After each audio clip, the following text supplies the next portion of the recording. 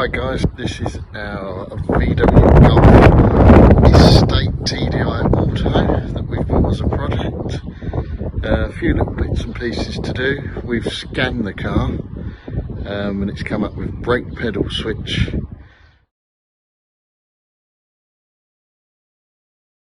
So this is the brake switch here, a little multi-plug above it, and it just twists out and in. So just get hold of it, twist it anti-clockwise, and it comes out. You'll hear it lock into place when you change it. This was the old one, the 41. Well, that's a different colour.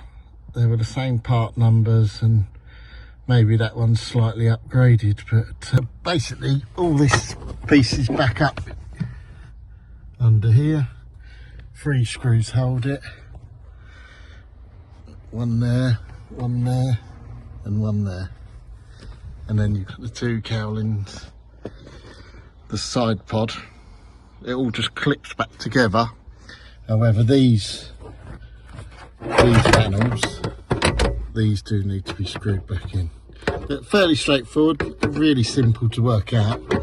But yeah, the brake switch itself, you just literally twist it out, and that should stop your glow plug light coming on and your traction control light, which will come up on the binnacle.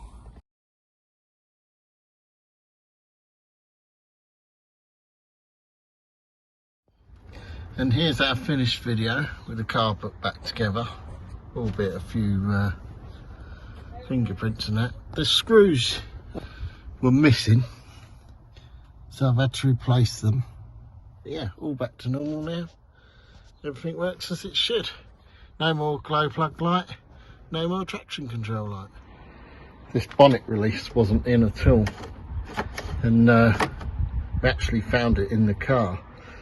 And where this attaches to here should be like a metal spring clip, was basically this.